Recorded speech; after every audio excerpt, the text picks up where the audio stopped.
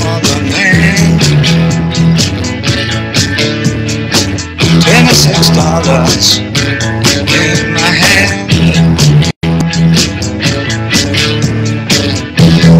Lexington, 125. So sick and dirty, mom, dead and alive. I'm ready.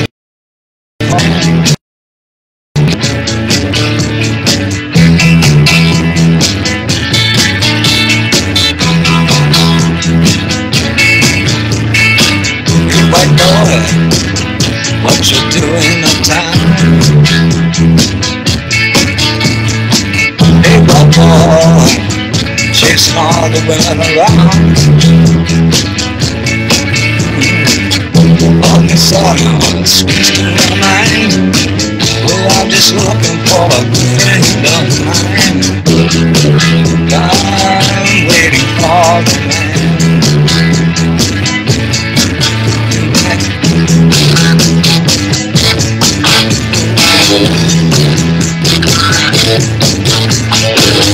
There he comes, it's all twisting back. Your shoes, strong hat. He's a man, he's always late. Best thing you learn is that you always gotta wait. I'm waiting for the man.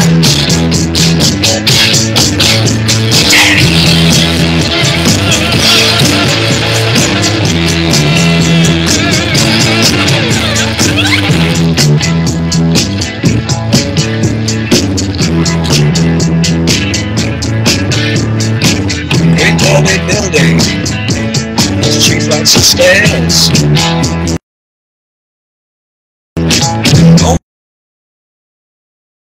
Nobody cares. It's got the books, gives you sweet taste, but then you gotta split because you got no time to waste. I'm waiting for the man.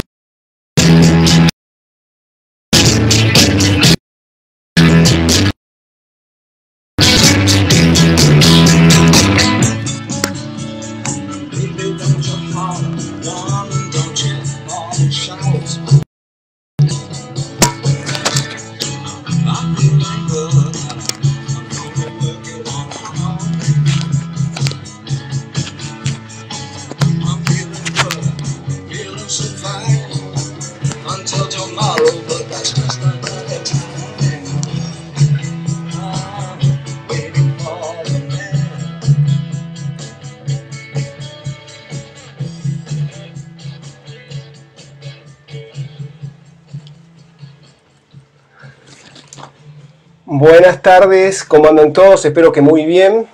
Contento de un nuevo Facebook Live. Habíamos tenido un impasse de prácticamente 2 semanas, al menos de vernos directamente la cara en este espacio. En otros ya no nos hemos visto, ya venimos compartiendo varios escenarios durante la semana, pero concretamente este seminario de Compliance Focus ya habíamos tenido un impasse de 2 semanas, como les decía. Primero la Semana Santa, después bueno, estuvo con nosotros Juan Antonio Lascuraín la semana pasada con aquella entrevista sobre la responsabilidad penal del oficial de cumplimiento. Así que bueno, hoy justamente arranqué con el barbijo justamente para empatizar con nuestro paciente de hoy, con estos sistemas de compliance, porque justamente una de las cosas que quiero, la pregunta con la cual nombraba irónicamente a mi conferencia de hoy o a este seminario de hoy es si ponemos o no barbijos a los sistemas de compliance. Y básicamente lo que está detrás de esa pregunta un tanto irónica es si, básicamente cuál es la incidencia que tienen las medidas sanitarias que han ido adoptando un sinnúmero de países en estos meses. Sistemas de compliance. Posiblemente ustedes ya lo habrán notado que desde que se declaró la pandemia y desde que diferentes gobiernos empezaron a tomar medidas a este respecto, aparecieron, digamos, diferentes, muchísimas publicaciones de calidad diversa, de perfiles de autores completamente diversos, y esto, de alguna manera, demuestra claramente que hay un gran interés por el tema. Y mi impresión, y eso es un poco lo que justifica que hoy esté aquí, me pareció interesante empezar a discutir sobre esto, es que creo que hay una exageración respecto a lo que se pretende del compliance o lo que se pretende de las medidas sanitarias en el compliance.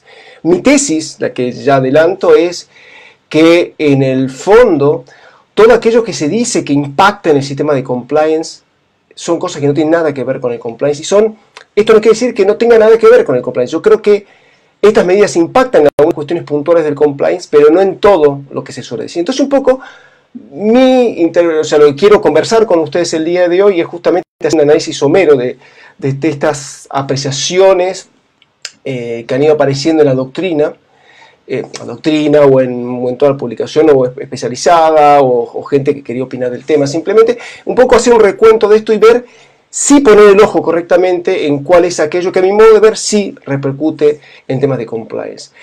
Este es un tema que me interesa particularmente, por ello no solo voy a hablar yo hoy, sino también es posible que la semana que viene la tengamos aquí a Beatriz Goena Vives, una profesora de la Universidad Pompeu Fabra, que también es consultora en temas de compliance en Molins Abogados, en Barcelona.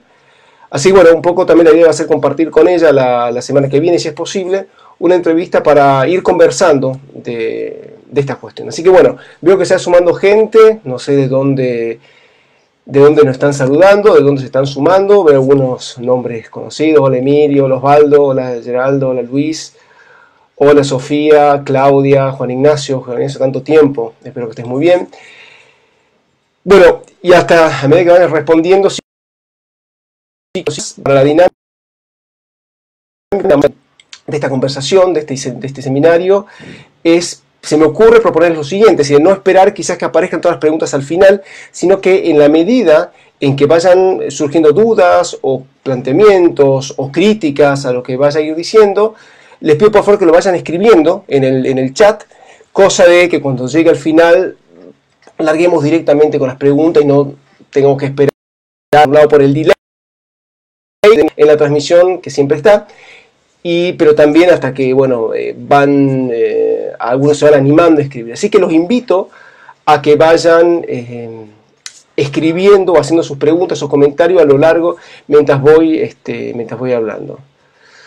Hola Paul, desde Barcelona, bueno, qué lindo. Saludos por allá. Bueno, y a medida que van contando un poco de dónde me escriben, de dónde están viendo esto, voy a ir en todo caso comenzando con mi exposición para no hacerlo alargar demasiado y en el fondo dejar más tiempo, para que podamos conversar entre todos un poco más de tiempo. Lo importante es que conversemos más que me escuchen a mí, ¿no? Bueno. De hecho, lo pienso exponer aquí, bien, de alguna manera posiblemente se convierta en una contribución a enfoques penales. La próxima, ahora en breve está por salir una columna de Juan Pablo Mañalich, y ahora, la próxima posiblemente sea este trabajo sobre el coronavirus. Bien, el primer punto de partida que yo les invito, o la primera reflexión que yo les invito a hacer, es situarse automáticamente hace 20 años atrás.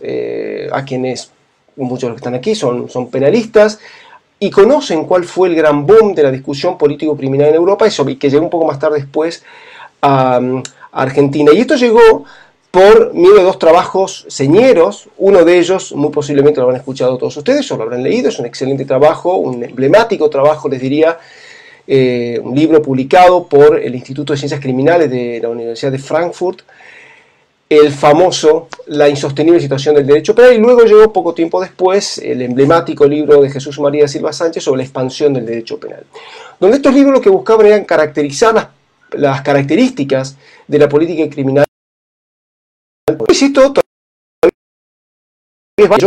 Y en cierto punto también se han recrudecido las tesis más problemáticas de esto, ¿no? Pero bueno, dejando esta cuestión, ustedes, lo que uno podía apreciar en toda esta discusión, ¿no?, era una notable sensibilidad de la sociedad civil, pero también una sensibilidad, una sensación notable de inseguridad de la sociedad civil, que en virtud de esa sensación de inseguridad buscaba protectores. Y obviamente en el Estado encontraba ese protector, y acababa estando dispuesta esta sociedad a mirarse al costado, o a hacerse los tontos, o a tolerar ciertas intromisiones en libertades individuales que antaño hubiesen sido inaceptables, hubiesen sido consideradas un arrebato y un atropello por parte del Estado, ¿sí?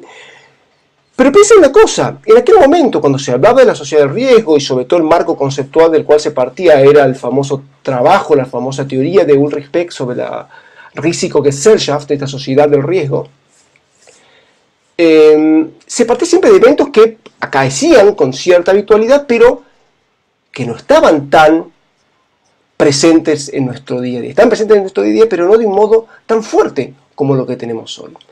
Antes, los riesgos están asociados a cierto tipo de conducción de automóviles, al lanzamiento al mercado de ciertos productos con potencialidad peligrosa. Estaba también asociado, no sé, a la apertura de una central nuclear. Todas cosas que en el día a día a muchos de ustedes prácticamente no les llega, o si les llega poco, ¿sí?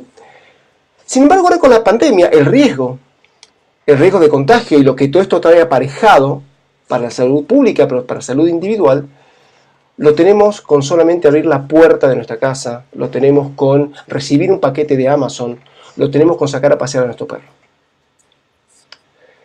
Por ende, esto de alguna manera muestra que también como sociedad hemos mirado para el costado, y esto es con independencia de si uno está alojado en Argentina, en España, en Alemania, en diferentes países, hemos estado dispuestos a aceptar, y estamos mirando hacia el costado, una serie de cosas que desde un punto de vista normal son verdaderos atropellos a las instituciones, desde un abuso de decretos de necesidad de urgencia, contrataciones directas saltando, o sea, con poca transparencia, desde que están información de potenciales infectados, que esto implica un avasallamiento de la intimidad. Esto principalmente, si uno mira la cantidad de información, la cantidad de cosas que se han publicado en relación a, por ejemplo, esto es clarísimo, ¿sí? Entonces, de acá hay una especie de pandemia del miedo, y esta pandemia del miedo lo que nos lleva es a aceptar una serie de abusos por parte de los estados, ¿sí? Este es el primer punto de partida.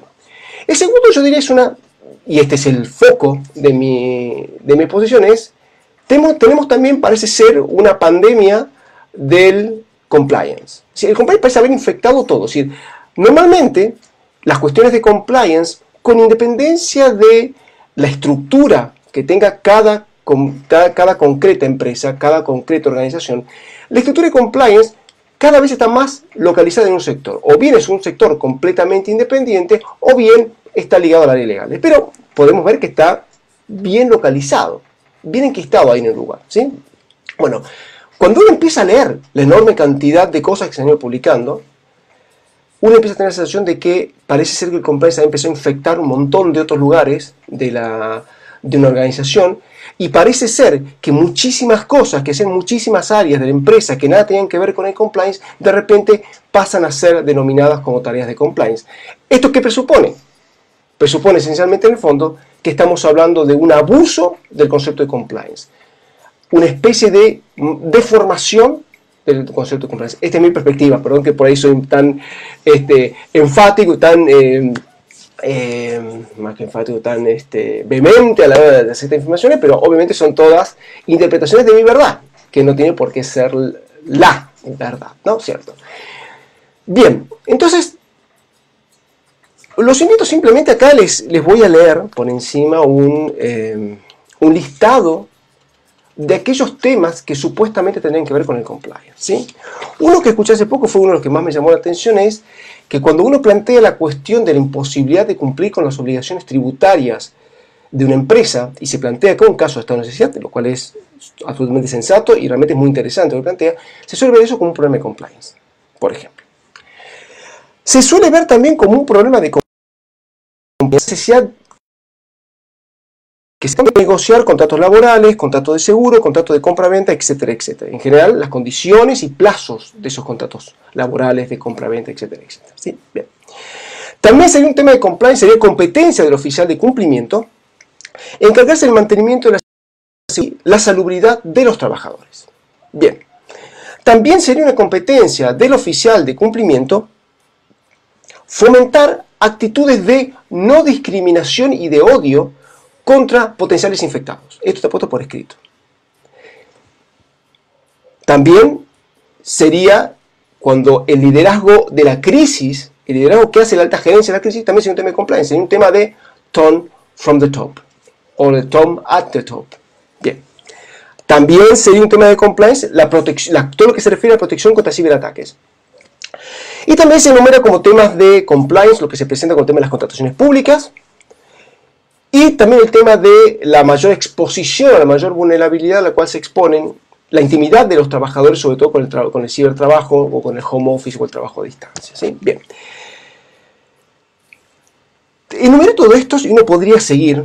Enumero todo esto, no parecer que todo esto, en mi opinión, son deformaciones del concepto de compliance. Entiendo, básicamente, que algunos de estos sí son casos de compliance y otros que no. ¿Sí? Bien. De alguna manera, todo esto se reconduce a esta conversación o a este intercambio que veníamos teniendo en las primeras cosas que veníamos haciendo acá en el grupo de Compliance Focus, que estaban justamente vinculados o tenían en mente delimitar conceptualmente qué es el criminal compliance o el compliance en general. Bien, ¿por qué digo que parece haber una infección ¿por qué digo que muchas áreas de una organización que antes no tenían nada que ver con el compliance parecen verse infectadas por este virus terrible del compliance? Porque actividades o funciones u obligaciones que normalmente las debe realizar un área legales, son o incumbencia del directorio o del área de recursos humanos, ahora pasan a denominarse temas de compliance. Y uno no debe perder, yo creo que donde está, me parece, desde mi interpretación, me parece exagerado pretender que un oficial de cumplimiento también se tiene que estar, ya de por sí tiene bastantes cosas para hacer, y acá sé que hay algunos oficiales de cumplimiento conectados en el live, saben muy bien que suficiente trabajo tienen para encima recargarse, por ejemplo, de renegociaciones de contrato, de revisión de condiciones contractuales, etcétera, etcétera. Condiciones contractuales generales, no condiciones contractuales vinculadas a temas de integridad. Condiciones contractuales generales. Bien. ¿Qué vemos aquí entonces? O sea, ¿qué explica, o parece explicar este cambio de comprensión? Y es que esencialmente parece ser que el oficial de cumplimiento se le empieza a exigir cosas que no estén en condiciones de oficial, o sea que funcionalmente no tiene por qué hacerlo. Son funciones que le competen a recursos humanos, al directorio, al área de legales, pero no al área de compliance. Entonces, ¿qué es lo que me parece que hay? ¿Qué es lo que explica a mi modo de ver que se haya llegado a deformar en estos términos al concepto de compliance? Esta primera deformación. Y es que uno no debe olvidar que el compliance, un sistema de compliance, no es otra cosa que un conjunto de medidas, procedimientos, protocolos, instituciones que están destinadas a prevenir, detectar y reaccionar frente a ilicitudes. Pero ese sistema que se orienta a eso es un sistema basado en riesgos.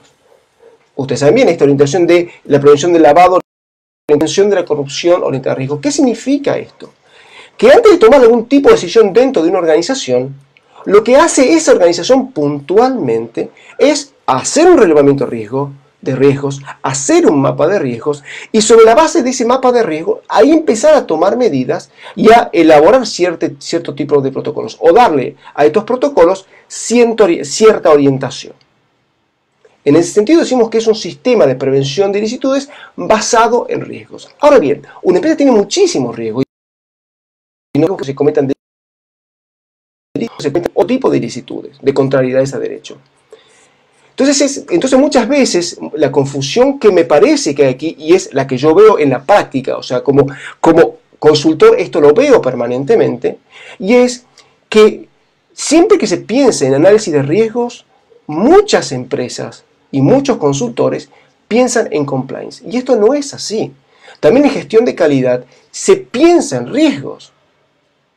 Entonces, yo creo que es un primer punto, para mí es una primera explicación de esta primera deformación del concepto de compliance. Bien, pero voy a avanzar un poquito más.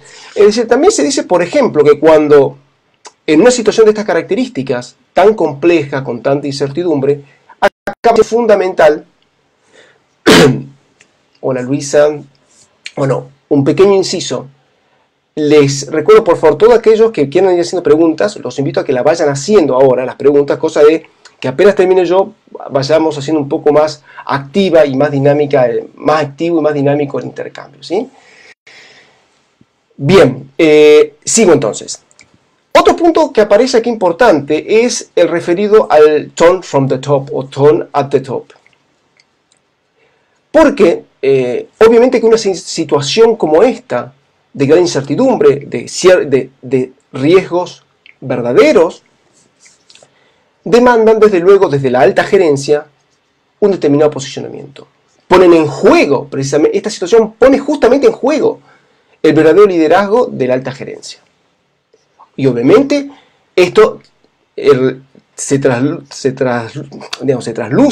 en decisiones desde el punto de vista empresarial adecuadas que tienen que ver con su conocimiento, pero también tiene que ver lógicamente con sus habilidades blandas, ¿sí? Bien, ahora bien, esto es innegable, pero que esto sea entendido como el tone at the top o el tone from the top como un elemento de compliance, esto es algo distinto. Lo que nosotros entendemos por tone at the top no es otra cosa más que el liderazgo, pero un liderazgo ético, no un liderazgo empresarial en general que debe tener todo buen empresario, sino es el liderazgo ético que debe tener la alta gerencia.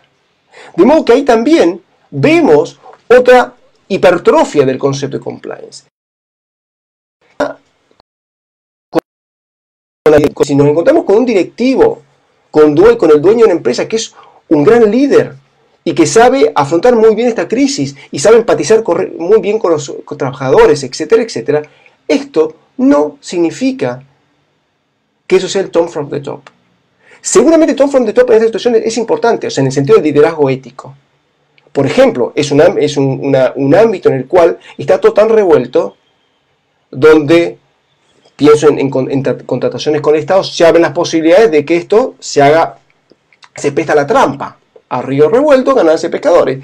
Y en ese sentido sí es importante que el líder ejerza ese liderazgo ético, ese tono ético, diga, nosotros mantenemos nuestra línea de legalidad o nuestra línea ética. Pero ser empático con los trabajadores, incentivarlos para que realicen un buen trabajo, etcétera, etcétera, esto a mi modo de ver no puede ser visto como un elemento de compliance. Bien. Sigo la última cuestión que, vinculada a lo que creo yo que no es no son cuestiones que tengan que ver con el compliance. Y esta segunda cuestión tiene que ver con el fenómeno del ciberataque. Esto es clarísimo. Y una de las cosas que, del mismo modo que con el tema de la pandemia, una de las cosas que más activó, uno de los mercados que más se activó fue todo el tema de las plataformas online para trabajo online, para clases online, etcétera, etcétera. Estoy pensando no solo en Zoom, sino en Google Classroom, en Microsoft Teams, etcétera, etcétera. Bien. Pero también otro ámbito que se ha activado sensiblemente es precisamente la consultoría en temas de prevención de ataques cibernéticos. ¿Sí? Porque esto está claro y es, creo que, bastante evidente. Son bastante evidentes los riesgos a los cuales se expone una organización que decide que sus trabajadores, en lugar de quedarse en su casa sin hacer nada, trabajen desde allí. ¿Sí? Bien. Ahora bien, cuando se afirma esto, se está pensando más en los ataques que puede recibir la empresa. Y esto es una cosa que es importante recalcar, y ya en diferentes lugares, por escrito, bueno, ahora va a salir, pronto ya sale mi libro, que escribimos junto a Mateo Bermejo, y ahí lo pongo, lo destaco, lo pongo por escrito, pero también en diferentes pasajes de los intercambios que tuvimos en Confite. Y esto con el aval de dominante, el compliance se refiere a todo tipo de medidas que adopta una empresa, todo el tipo de medidas de autoorganización que adopta una empresa para prevenir delitos que la propia empresa puede cometer. El compliance no es, en mi opinión, no es el compliance un conjunto de medidas destinados a prevenir que la empresa sea víctima, sino para prevenir que la empresa sea victimaria. Por esta razón, considero que aquí no es un tema de compliance. Si es un tema que le incumbirá, no sé, al área, depende de la organización de cada empresa, al área de IT o del área que sea. Pero no, lo que para mí queda claro es que esto no es una cuestión de compliance. Tampoco. Ojo, sí es cierto que de ciberataques pueden derivarse daños a terceros, por ejemplo a clientes, daños informáticos, que ciertos códigos penales, como si no mal recuerdo el español, lo tiene previsto. Eso sí puede ser una cuestión de compliance. Pero prevenir ataques contra la propia empresa, eso, en mi opinión, no es compliance. Bien, ¿qué es compliance? Entonces, o sea, pasamos de esta pandemia del terror a que nos lleva a tolerar cualquier tipo de medida estatal, pasamos luego a esta pandemia del compliance, y decimos, bueno, dijimos que no es compliance, bueno, empecemos a ver en qué áreas sí parece verse afectado el compliance. Bien, por tu pregunta, ya la vamos a atender al final, insistiendo a que vayan subiendo sus preguntas en la medida que voy hablando o críticas, lo que quieran. Esto saben, ya algunos están habituados a las dinámicas y saben que esto es completamente abierto y fomento que sea un ida y vuelta genuino. Bien, sigamos. ¿Qué es entonces el compliance? Por empezar, donde yo sí creo, o sea, el punto de partida que hay que adoptar, en mi opinión, llegados a este momento de análisis, es que si la pregunta que me hacen es, a ver, este escenario tan extraordinario, ¿el oficial de cumplimiento debe asumir retos nuevos, retos extraordinarios? O más bien lo que tiene que hacer es seguir asumiendo los mismos retos que tenía, nada más que con una intensidad diferente. Yo creo que es esta segunda opción. Teniendo los que tenía hasta ahora. Si no queremos si no deformamos el concepto de compliance, un oficial de cumplimiento debe debe asumir los mismos retos, debe seguir llevando adelante la misma actividad que se venía desarrollando hasta ahora, pero de un modo más intensificado, porque tiene que ir haciendo algunos ajustes, tiene que cambiar algunas cuestiones en el monitoreo de riesgos, etcétera, etcétera. Pero siendo funciones convencionales que venía realizando. Bien, ¿dónde se plantean esos pequeños ajustes que tiene que ir haciendo? Bueno, voy a ir largando algunos y después en todo caso lo podemos ir conversando más en detalle o puedo ir profundizando al respecto. Uno de ellos lo veo, por ejemplo, a la hora de hacer el due diligence de terceros. ¿Sí? ¿Por qué? Porque sobre todo, pienso en Argentina, pero entiendo que en muchos otros países, en España y en muchos otros países, se adoptaron dinámicas similares en este tiempo, de primero partir de un aislamiento muy duro y después ir flexibilizándolo. ¿Sí? Bueno, pero en este aislamiento más duro, al menos hablo por Argentina, muchísimas prestaciones de servicios no podían darse. Estaban prohibidas y después, a medida que corrían semanas, se empezaron a permitir. Bien.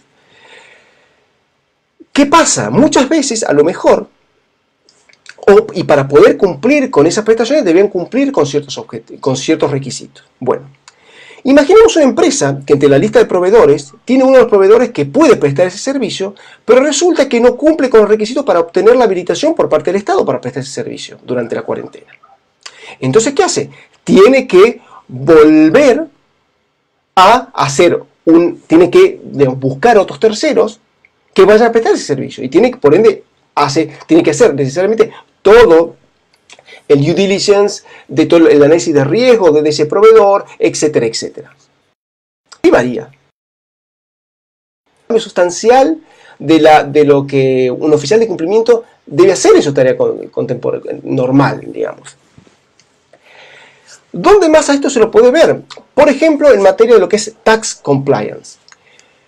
En muchos países se ha dado que el Estado, en la búsqueda de ayudar, digamos, para oxigenar un poco, especialmente a las pymes, lo que ha hecho es empezar a conceder una serie de ventajas, dar prórroga Entonces, bueno, obviamente todas las empresas en avalancha, muchas pymes en avalancha fueron a buscar eso, y es normal en estos tiempos tan duros, también en lo económico. Sin embargo, ¿qué ha generado esto también? ¿O qué puede generar? Ciertos escenarios en los cuales, como muchas veces son tan estrictos los requisitos que se ponen, o tan, en algunos casos viene la trampa, muchas veces inalcanzables estos requisitos para acceder a esas ayudas generales, lo que acaba sucediendo es que muchas de las empresas se ven tentadas en hacer ciertos dibujos financieros para poder cumplir con eso, para poder cumplir con la posibilidad de acceder a estos beneficios tributarios. Acá también, lógicamente, un oficial de cumplimiento tiene que estar atento a este tipo de maniobras y tiene que estar justamente atento y activo para hacer de cortafuego ahí e impedir que se cometa este tipo de cosas. Bueno, nuevamente, esto igualmente no supone un cambio drástico en los retos que tiene en el día a día un oficial de cumplimiento. ¿Dónde más se puede apreciar esto?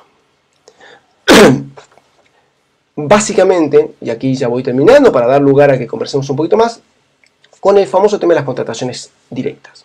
Lógicamente, en este contexto donde muchas decisiones se tienen que tomar con mucha urgencia, es razonable que el Estado haga contrataciones directas. Ahora bien, acá hay un doble juego. Acá se plantea un desafío desde el Public Compliance y también un desafío del Corporate Compliance. ¿Por qué? Porque si bien el Estado debe, lógicamente, cumplir con todos los requisitos que habilitan para hacer una contratación directa, debería sí poner veedores concretos respecto a este proceso para evitar algún tipo de irregularidad.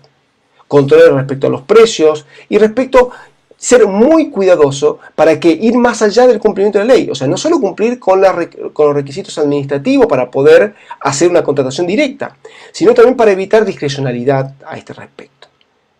Se exige transparencia también. De hecho, imagino que ya conocerán el documento de transparencia internacional en el cual qué medidas deben tomar los estados para contratar. Medidas que están orientadas no solo a control abierto, digamos, a medidas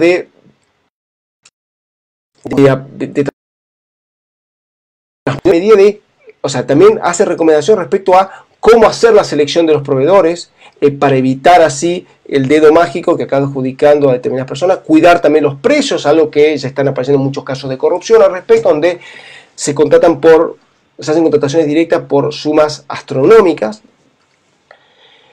Y también estos documentos lo que hace, este documento también lo que establece recomendaciones para hacer controles respecto a esas contrataciones. De tal manera que, y esto ya llegando a las conclusiones de mi intervención, simplemente quiero decir lo siguiente: el coronavirus y básicamente las medidas que se han tomado a partir de esta pandemia, sin lugar a dudas tienen una repercusión notable en toda la sociedad civil y por ende también en las empresas. Eso no significa que toda la repercusión que tenga recaiga sobre el compliance dentro de una organización. El compliance, saben ustedes muy bien, que es simplemente una porción de la gestión de una empresa. Así como tiene gestión medioambiental, gestión tributaria, gestión de logística, etcétera, etcétera, también está un área de gestión que es el compliance. A lo que quiero ir es que, como conclusión, es que claramente ciertas cuestiones se han visto resentidas, pero este resentimiento no debería, a mi modo de ver, ser interpretado como la existencia de nuevos desafíos para los oficiales de cumplimiento, sino más bien es asumir los retos de siempre, solamente más identificado con ciertas peculiaridades, pero nada más. El oficial de cumplimiento no se transforma de repente en gerente de legales, no se transforma de repente en un miembro del directorio, no se transforma de repente en el gerente del de legales. O sea, sigue cumpliendo las mismas funciones, solo que más intensificadas. Así que comenzamos en todo caso ahora con las preguntas. Agradezco la atención que han tenido.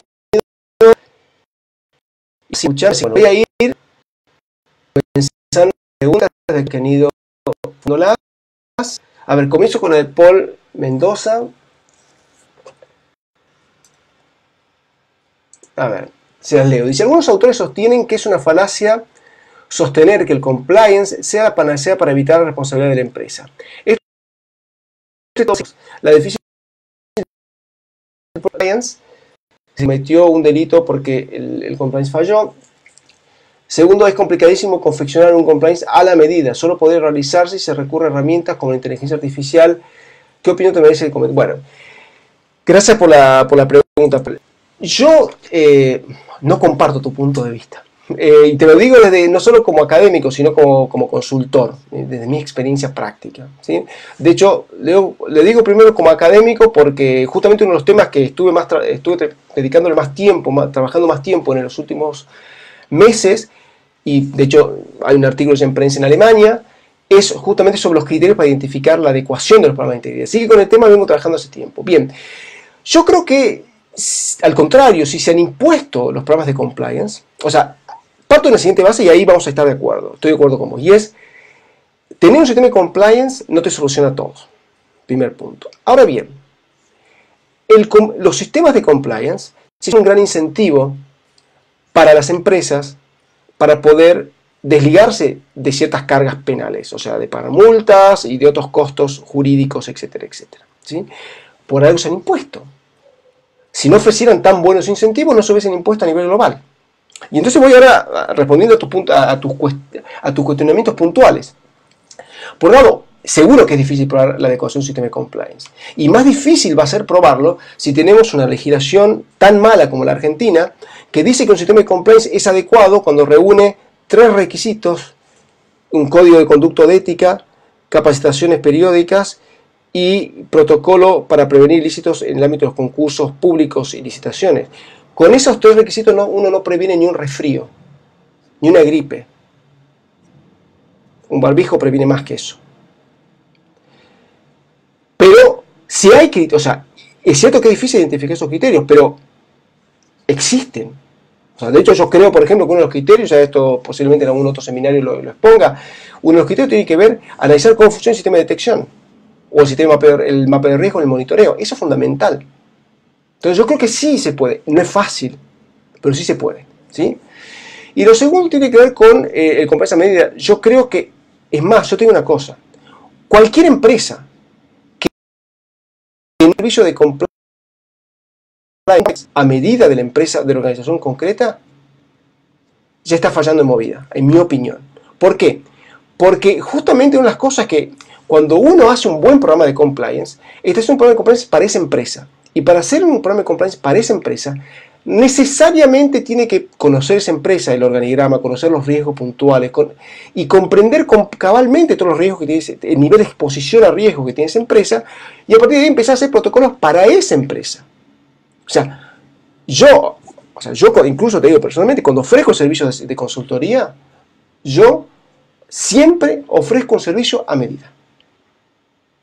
Porque si no estás ofreciendo el enlatado que no previene, en mi opinión, no previene nada. Se tiene que ser sí o sí un programa a medida. Bien. Ahora Sebastián, a ver, una breve reflexión. Leo acá la reflexión de Sebastián.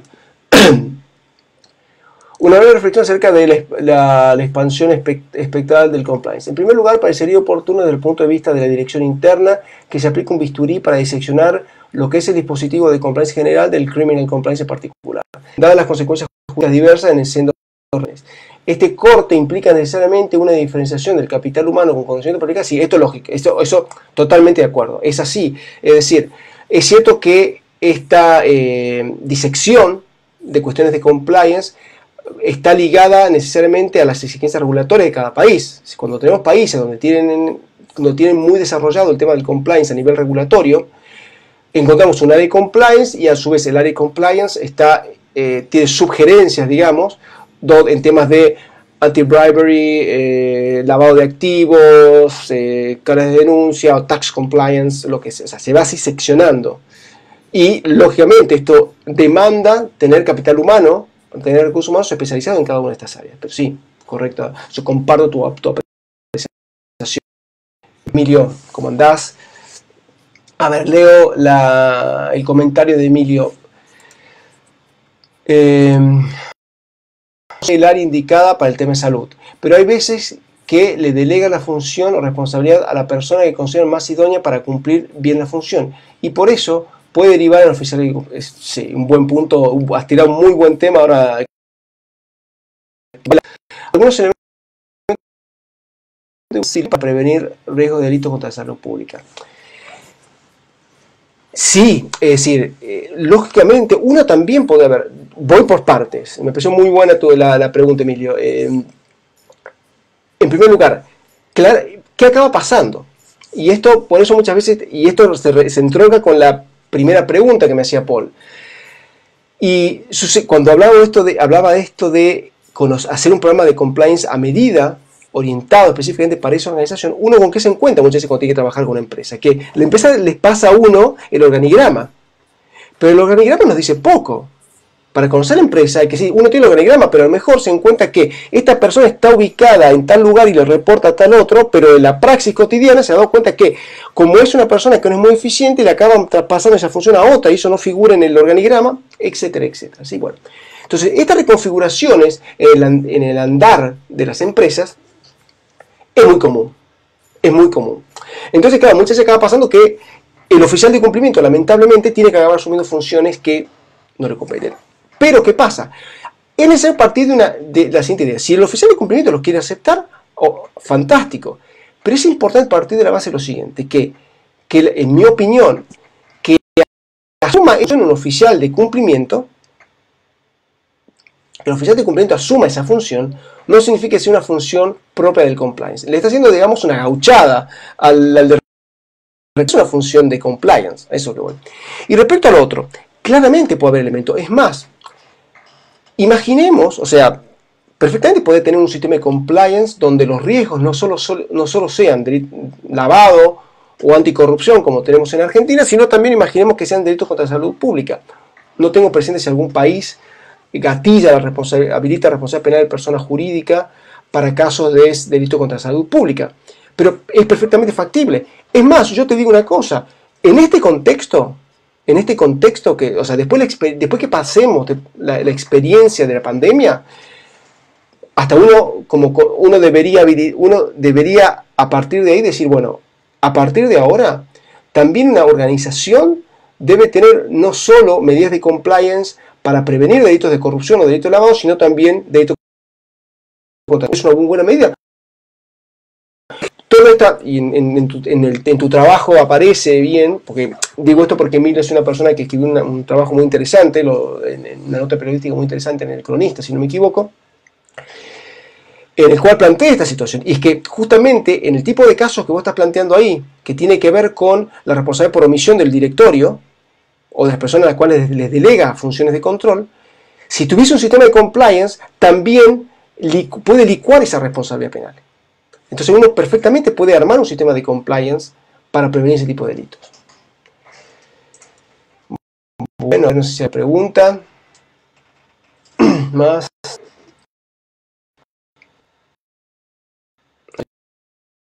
¿Comido alguna vez?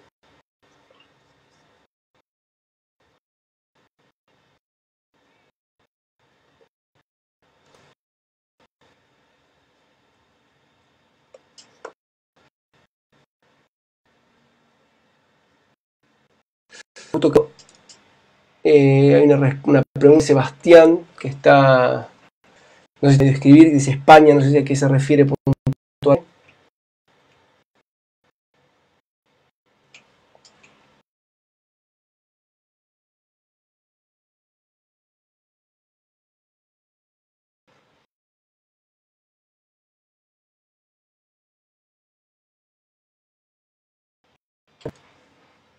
Ahí está. A ver.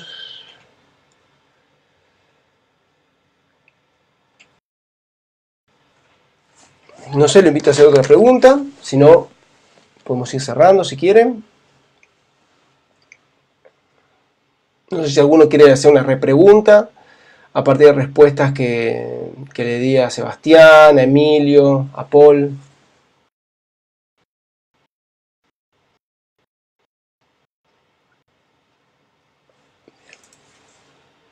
Ah, ok. Bueno, gracias Sebastián por apuntármelo. Bueno, en España, acá nos trae Sebastián de que en España la responsabilidad penal también se aplica a delito contra la salud pública. Así que, con más razón, digamos, va en la línea de lo que comentaba.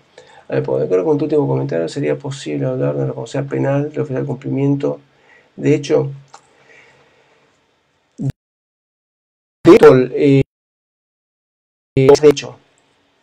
¿estás queriendo decir como que es una responsabilidad objetiva o a qué estás refiriéndote?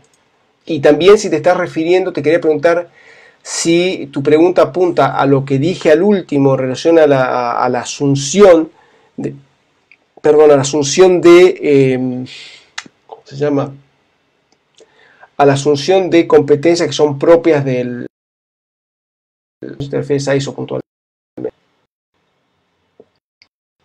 Bueno, mientras me responde Paul a la pregunta, voy en todo caso respondiendo otra. Hola Sofía. Sofía, persona de compliance es porque los restantes departamentos no la tienen, con lo cual revelaría exactamente una falla interna de la empresa, y esto no, si esto no se reconoce así, todo siempre terminará inadecuadamente en el compliance. Justamente es que, gracias a Sofía, es muy buena la pregunta porque se conecta muy, muy bien con la que hizo Emilio al comienzo. ¿Por qué? Porque justamente si todo acaba cayendo sobre la persona que es eficiente, significa que hay una mala organización. Y justamente lo que busca hacer la responsabilidad penal de personas jurídicas es incentivar a las organizaciones, a las empresas, para que se organicen correctamente. Y no que acabe pasando que tiene un montón de áreas ineficientes, le acaban tirando todo al eficiente, y el eficiente llega un momento que no puede prevenir todo. Y ahí acaban evaporando la responsabilidad penal. Es la estrategia que se hizo hasta el momento en el cual se decidió: establecemos responsabilidad penal de personas jurídicas y rompemos los incentivos para que se adopte esa estrategia. Pero efectivamente, si se da esa dinámica, o sea, yo soy fiscal y me lleva un caso como el que planteaba Emilio, en el cual al oficial de cumplimiento le acaba cayendo todo porque, por ejemplo, en el área de recursos humanos no hacen bien su trabajo, eso automáticamente me es a mí un indicio de un defecto de organización. ¿Sí? Bien.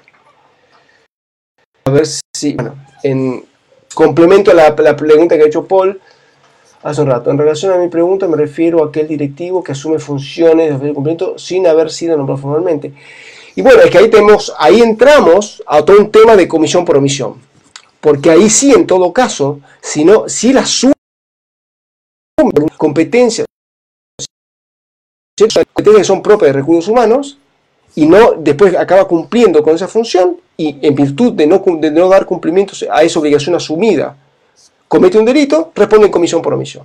Pero ahí sí hay un caso más bien de asunción voluntaria del riesgo. ¿Sí? Bueno, hola Ricardo, tanto tiempo, ¿cómo estás? Qué gusto verte por aquí. Pregunta Ricardo, pero al margen de la existencia de responsabilidad de personas jurídicas, el problema de compliance es importante en países en que esto no existe, pero pueden responder los administradores de empresa por los delitos que se cometen. Exactamente, es decir, acá yo creo que hay que distinguir dos cosas, ¿sí? Una cosa es la adopción de determinados programas de compliance, que eso va por un carril, y el otro lado es la responsabilidad penal de la persona jurídica, ¿sí? Bien. Una empresa, imaginemos un país que no tenga responsabilidad penal de personas jurídicas o responsabilidad administrativa de personas jurídicas. Sin embargo, es una organización que dice que quiere hacer bien las cosas. Entonces, se arma un sistema de compliance súper complejo y muy bueno, que abarca de temas de anticorrupción, antilavado, anti-evasión, anti-acoso, compliance laboral también, súper complejo, ¿sí? Pero en ese país no hay responsabilidad penal de personas jurídicas. Es decir, uno puede tener un buen sistema de compliance con independencia de que exista una regulación. ¿Qué es lo que hace la regulación? O mejor dicho, la pregunta es, ¿qué es lo que me aporta que el país tenga una responsabilidad regulada, la responsabilidad penal de la persona jurídica? Lo que me aporta básicamente es que me da un incentivo. ¿Por qué? Porque la empresa que motu propio decidió autorregularse es una excepción. La regla es el mal alumno, digamos, el que está especulando y viendo, bueno, hasta que el Estado no me lo exija, yo no hago nada. Entonces, ¿qué hace? Justamente tener reglas de compliance, o sea, la responsabilidad penal de persona jurídica es uno de los incentivos más fuertes para que las empresas se autorregulen en compliance. Ahora bien, ¿qué pasa cuando no tenés la exigencia de responsabilidad penal de persona jurídica? Para incentivarlo, bueno, ahí aparece la responsabilidad individual. Una empresa debería saber lo siguiente: Por ejemplo, imaginemos, es lo que uno siempre plantea, por ejemplo, o sea, ya me pongo en el rol de asesor, ¿no? Cuando se sienta a hablar con una empresa y dice, a ver, yo no tengo que tener un sistema de compliance. Yo no digo, perfecto. O sea, vos no necesitas presentarte en una licitación pública. Ahora bien, bueno, en ese caso lo que sucede es que, bueno, está la responsabilidad de persona jurídica, pero que una persona jurídica me diga, mira, a mí no me toca esto. O sea, no puede ser que, a ver, perdón, voy a volver atrás porque voy a confundir aquí mucho con la regulación argentina que tiene que ver con responsabilidad de persona jurídica y con responsabilidad individual. Rebobinemos ya de cuenta que no dije nada en el último minuto y medio, ¿sí? Bueno, volvamos a cero. Puede suceder que en un país no esté regulada la responsabilidad penal de persona jurídica. Sin embargo, yo creo que las empresas, pese a eso, deberían tener un incentivo para autorregularse en compliance. ¿Por qué? Porque en la medida que tengan un buen sistema de compliance, sobre todo a la alta gerencia, le va a permitir tener más facilidades para esgrimir argumentos desincriminantes. Sobre todo, ¿por qué? Porque cuando uno tiene un buen sistema de compliance, es mucho más difícil hablar de una responsabilidad como cómplice omisivo, que es el gran problema. O sea, el gran problema de responsabilidad individual dentro de una empresa es una responsabilidad por una omisión dolosa / imprudente, es el gran tema, pero una omisiva. El no hacer fue un aporte para el hecho principal, ¿sí? Bueno, en esos casos, tener un buen sistema de compliance le da un argumento a la defensa del director, a la defensa del gerente, para decir, no, esta persona está haciendo bien su trabajo. Estaba controlando que los de abajo hicieran bien su trabajo. ¿Sí? No sé si se entendió un poco la vuelta que acaba de pasar ahí.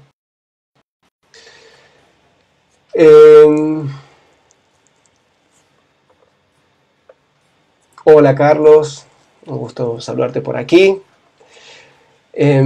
Sofía pregunta, exactamente eso, a eso me refería. Dice, los protocolos, recuerdo la pregunta de Sofía era que, bueno, si tenemos una estructura en una empresa en la cual todos los trabajos se lo van tirando al eficiente, o sea, los trabajos que deberían ser otra área, se lo tiran a aquella área que es más eficiente, hay un defecto, es un síntoma de un defecto organizativo. Y complementa Sofía, exactamente eso me refería. Los protocolos y sus respectivas circunstancias de aplicación son para ellos fundamentales. La única prueba fiel de la atribución de responsabilidad penal. Sin la responsabilidad penal de persona jurídica como resultado, la única defensa de la delegación funciona. Hay varias cosas, porque también, y se entronca con lo último que decía, una buena organización de una empresa no solo nos demuestra que tiene un sistema de compliance adecuado, y esta adecuación del sistema de compliance nos permite llegar a la conclusión de que no merece responder penalmente la persona jurídica. Tener un buen sistema de compliance también nos debería decir lo siguiente, y es que el sistema de delegación y de controles de esa delegación funciona adecuadamente. Y si funciona adecuadamente, impide decir que una persona no ejerció el control debido y por ende que responde como cómplice omisivo, ¿sí? Es decir, una cosa de compliance también permite romper ese nexo de imputación, ¿sí?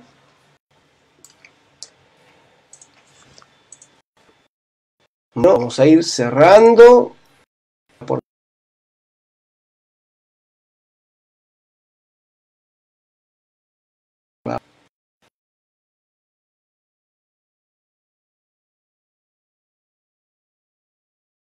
¿Por real?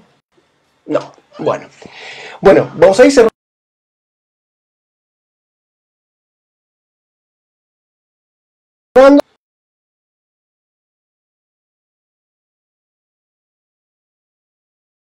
Espero que podamos seguir así en los próximos encuentros.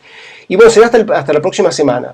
Les recuerdo, ya a los que puedan estar interesados en hacer la capacitación que lanzamos el lunes, el curso online que lanzamos el lunes sobre responsabilidad penal de personas jurídicas en el marco de la ley 27401.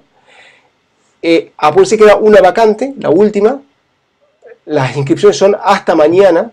Así que quienes quieran inscribirse todavía tienen tiempo hasta mañana para hacerlo y aprovechen que es de esa última vacante. Así que la verdad que estamos muy contentos por la repercusión que ha tenido el curso, la recepción que ha tenido la gente. Así que bueno, la verdad que estamos muy entusiasmados con arrancar el día con la capacitación. Así que bueno, les dejo un fuerte abrazo, será hasta la semana que viene. La semana que viene, como les dije, posiblemente tengamos una entrevista sobre este mismo tema. Así que bueno, ya nos seguiremos deteniendo con temas de compliance aquí en Compliance Focus. Les fue muy bien.